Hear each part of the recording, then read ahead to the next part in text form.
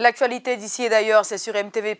Mesdames et messieurs, voici les titres de ce journal. En Côte d'Ivoire, une nouvelle plateforme a été conçue pour les exportateurs ivoiriens. Nous en parlons dans cette édition. Et puis, l'Italie a transféré des migrants vers l'Albanie, l'objectif étant d'alléger son système de demandeurs d'asile. Nous terminerons avec du sport dans cette édition de l'actualité. FIFPro et les ligues nationales s'attaquent à la FIFA.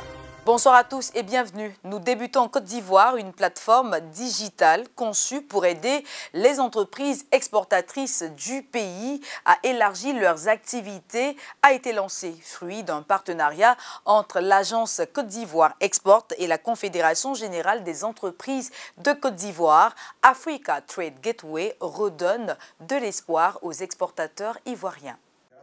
Cette rencontre marque le lancement officiel de African Trade Gateway, une nouvelle plateforme digitale destinée aux entreprises exportatrices désireuses de développer leurs activités à l'extérieur.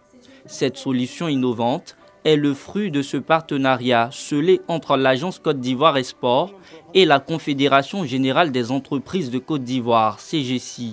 Conçu et proposé par une institution panafricaine de financement de commerce, cet outil informatique s'inscrit dans le défi de la ZLECAf, celui de créer une vaste zone de libre-échange continentale. L'écosystème ATG, c'est un regroupement de 6 plateformes. C'est en fait un lieu de regroupement de toutes les applications de la banque pour faciliter les échanges entre les acteurs du continent. Selon ce protocole d'accord, la CGC permettra à 150 entreprises de bénéficier de cette plateforme par la prise en charge des frais d'accès.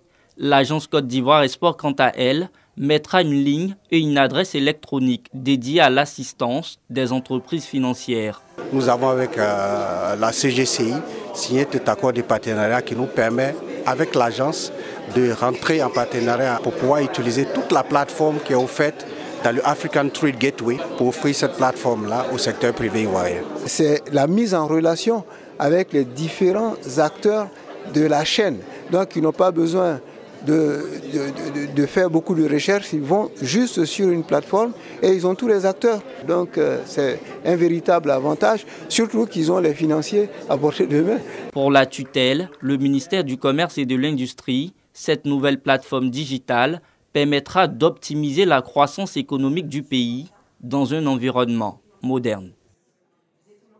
Toujours en Côte d'Ivoire, dans la commune d'Abobo, un lavage auto se démarque en employant des sourds-muets, offrant ainsi des opportunités professionnelles à des personnes souvent marginalisées. Ce projet vise à promouvoir l'inclusion sociale et à sensibiliser la communauté en créant un environnement de travail adapté. Cette initiative fait une réelle différence dans la vie de ses employés. Quartier Coulatier, non loin des cours sociaux dans la commune d'Abobo. Ce lavage automobile est l'un des rares dans ce quartier à employer une vingtaine de sourds-muets. Passionnés de travaux manuels, cette activité permet à ces malentendants de vaincre l'oisiveté. Tous sont unanimes ici. Ces sourds-muets sont rompus à la tâche et allient professionnalisme et honnêteté. Des qualités qui confortent leur employeur, Amadou Touré, qui a tendu la main à ce groupe de sourds-muets. Dans son lavage auto, le chef d'entreprise a scindé les équipes en 2 groupes. D'un côté, les personnes valides et de l'autre, les sourds-muets. Il y a un bobo qui est venu me voir en me disant que vraiment il voulait travailler avec moi. Donc je l'ai fait venir. En même temps, je lui ai montré. Au fur et à mesure, les autres, maintenant, il a fait venir ses collègues. En fonction de ça, on a commencé à travailler ensemble. Ils sont formidables, ils travaillent bien. Souvent, mais il y a des clients, avant de venir, ils m'appellent. Ah, c'est le groupe des bobos. Je dis oui et ils viennent. Le seul défaut, c'est la communication. Les gars ne s'attendaient pas et il a décidé de les départager. Vous avez constaté que quand ils ont fini de laver une voiture, bien la benne même de suite là, ils ont pris leur temps de nettoyer. C'est d'abord même, c'est ça même qui fait la différence entre eux et ceux qui parlent. Pour mener à bien l'activité, l'employeur Amadou a lui-même appris le langage gestuel, ce qui lui permet de donner les directives suivies à la lettre par son personnel malentendant. Les signes là, vraiment, au début c'était difficile. Comme moi-même j'avais décidé de les soutenir, donc au fur et à mesure, je me suis habitué avec eux et je me suis adapté à leur langage. La culture du travail bien fait est la cause de la fidélisation de nombreux clients à ce lavage auto. C'est le cas de Soumaïla et Etilé, deux automobilistes qui préfèrent le service des sourds-muets. C'est un lavage qui vraiment nous donne beaucoup de satisfaction. Et d'autant plus que vous l'avez constaté aujourd'hui, c'est l'équipe des sourds-muets. Personnellement, je décide de venir au lavage lorsqu'ils sont là. Parce qu'ils sont assez dynamiques et à chaque fois qu'ils font le travail, vraiment le travail il est irréprochable. Quand on vient, au départ, on ajoute un 500 ou bien 1000 francs pour les encourager. Je les aime tellement, puisque moi, mon oncle est un sourd-muet et il travaille bien aussi. Ça fait qu'au lieu de se donner à l'alcool, à certaines choses, ils préfèrent venir ici pour gagner un peu leur pain quotidien. Parmi ces personnes malentendantes, une se démarque par ses efforts à prononcer des mots. Interrogée, elle nous confie ses motivations à travailler ici. Je fais ici pour la vache. On dit les sous, je fais merci. C'est pour la fille, c'est pour chercher pour manger. Pour le voler, l'argent. Moi je ne l'ai pas comme ça. Je cherche travail pour la fille. Pour donner à la famille, pour l'argent un peu. C'est comme ça, c'est tout. Nous avons besoin d'un espace garanti, un espace moderne, pour pouvoir mieux m'organiser avec eux. Parce que parmi eux, il y a d'autres qui sont mariés. C'est à travers ce lavage, ils se sont mariés. Parmi eux, il y a d'autres qui ont des enfants. C'est à travers le lavage. Condamnés parfois à la mendicité à cause de la stigmatisation, ces sourds-muets, eux, ont choisi d'affronter les obstacles susceptibles de nuire à leur survie. Par solidarité, la mairie d'Abobo a épargné ce lavage automobile de l'opération de déguerpissement aux abords des grandes voies. Sur le continent africain, l'accord sur le bassin du Nil entre en vigueur malgré l'opposition ferme de l'Égypte et du Soudan. Ces deux pays expriment des inquiétudes quant à la gestion des ressources en eau et aux impacts sur leur approvisionnement. Ce développement soulève des tensions dans la région en remettant en question la coopération entre les nations riveraines. Le nouvel accord sur la gestion des eaux du Nil est désormais en vigueur. L'accord cadre de coopération sur le Nil a été officiellement entériné ce dimanche. Ce texte établit des règles entre les pays riverains du fleuve pour une gestion durable de ces eaux. Signé par 7 pays, dont l'Éthiopie et le Rwanda, l'accord met en place une commission pour superviser cette coopération basée sur l'équité et l'utilisation raisonnable des ressources partagées. Cependant, l'Égypte et le Soudan, qui dépendent fortement du Nil pour leur survie, ont rejeté cet accord. Ils accusent l'Éthiopie, avec la construction du grand barrage de la Renaissance, de menacer gravement leur accès à l'eau. Ce débat illustre les tensions géopolitiques croissantes autour du Nil, alors que chaque pays cherche à sécuriser ses ressources vitales dans un contexte de demande croissante. De l'autre côté du globe, l'Italie a récemment procédé au transfert d'un groupe de demandeurs d'asile vers l'Albanie dans le cadre d'un accord bilatéral.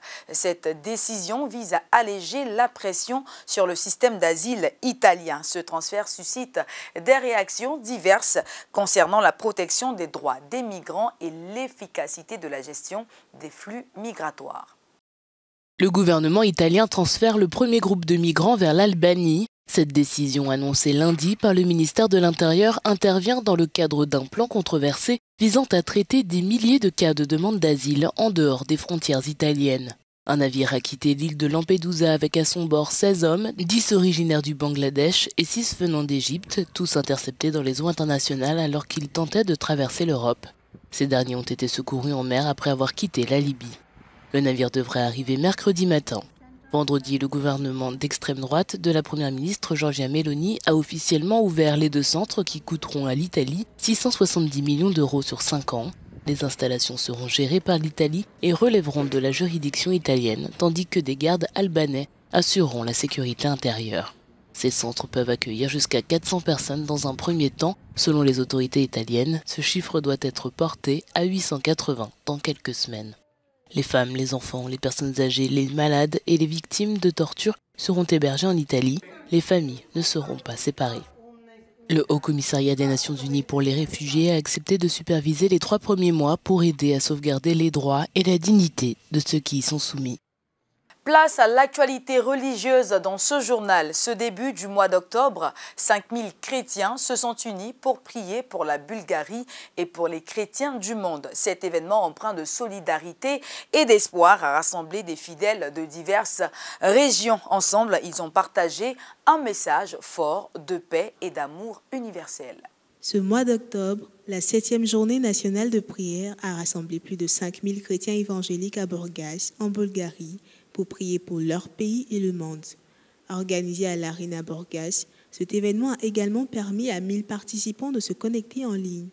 Le maire de Burgas, Dimitar Nikolov, a souligné l'importance de la prière et a exprimé sa gratitude envers les chrétiens pour leur contribution positive à la société. Créée en 2017, cette journée vise à unir les croyants de toutes les confessions. Le pasteur Valentin Georgiev a exprimé son émerveillement face à l'unité et la passion des participants. Les délégations de Turquie, de Corée du Sud et d'autres pays européens étaient présentes et 2 pasteurs turcs ont même exprimé leur souhait de reproduire cet événement en Turquie. Du sport pour refermer cette édition de l'actualité, la FIFPro et des ligues nationales ont porté plainte contre la FIFA pour des pratiques jugées injustes. Ils dénoncent des légèretés qui nuisent aux joueurs et aux compétitions. Une situation plutôt embarrassante pour le monde du football. Enough is enough. Le syndicat mondial des footballeurs FIFPro s'est associé aux ligues nationales européennes pour déposer une plainte formelle contre la FIFA auprès de la Commission européenne à Bruxelles lundi. FIFPro et ses partenaires exigent une consultation sérieuse sur le calendrier des compétitions de plus en plus intenses pour les joueurs et pour les ligues nationales. Les syndicats de joueurs et les ligues tentent de dialoguer avec la FIFA depuis de très nombreuses années. Je pense que nous avons envoyé 20 lettres par l'intermédiaire de notre organe représentatif, l'Association des ligues européennes ou l'Association des ligues mondiales. Plus de 20 lettres à la FIFA sans aucun résultat concret. Nous sommes donc dans une situation où nous n'avons pas vraiment le choix. L'action en justice est maintenant la seule option, vraiment. La semaine dernière, la justice a déclaré non conforme aux droits de la concurrence en Europe certaines règles du système de transfert de la FIFA à l'issue d'un procès de 9 ans intenté par l'ancien joueur Lansana Diarra. Ce journal vous a été préparé par l'ensemble de la rédaction, réalisé par Linda Tepi avec Tiffany Blond au cadrage. Très heureuse de vous l'avoir présenté. Je vous souhaite une excellente suite de programmes sur MTV+, la télé qui transforme.